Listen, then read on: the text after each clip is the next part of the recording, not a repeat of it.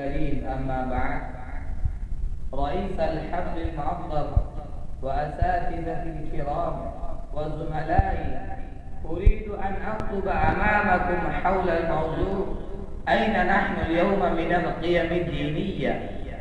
نحن معشر المسلمين نمر اليوم بأوضاع خطرة خلقة وظروف معقدة، ونعيش في مجتمع قد زاع فيه انحلال خلقي واجتماعي وفوضى اقتصادية في جميع مجالات الحياة، ونخضع لكل طاقة وقوة مادية نؤثر العاجل على الآجل، فمن أجل ذلك تذهب الأرواح وتسيل الدماء وتناثر الجثث يوما بعد يوم في جميع أقطار العالم.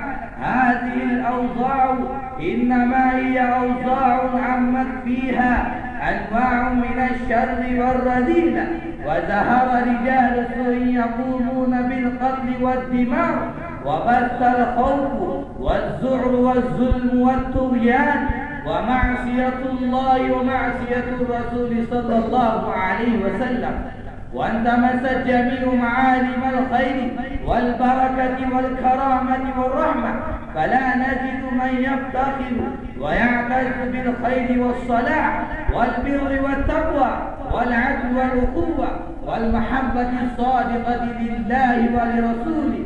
هكذا تغيرت المثل الإنسانية والقيم الخلقية، وتغيرت فكرة الإنسان نحو الإسلام وتعاليمه السمحاء.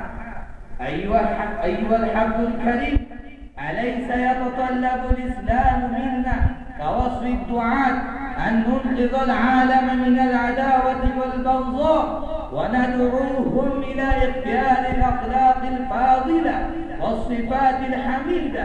أليس يتطلب الإسلام منا أن نقوم كبنيان مرصوص ضد الكفر والإلحاد وضد الحركات الطاغوتية التي تقوم بتغيير أفكار شبابنا بل تغير قلوبهم وعقولهم ضد الإسلام والمسلمين؟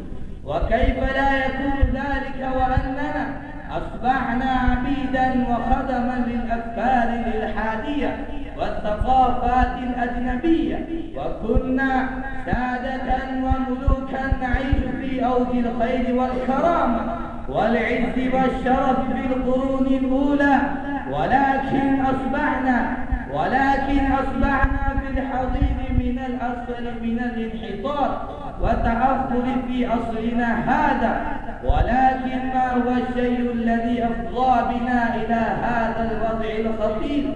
وما الذي ساقنا إلى هذا العذاب الأليم الذي أحاط بصغيرنا وكبيرنا وذكرنا وأنثانا على حد سواء؟ أيها المستمعون الكرام، مع أننا مسلمون ونقر بكلمة الإسلام ونؤمن بالله ورسوله ونصلي ونصوم ونحج البيت الحرام، فلماذا هذا الفرق الشاسع بيننا وبين المسلمين الأولين؟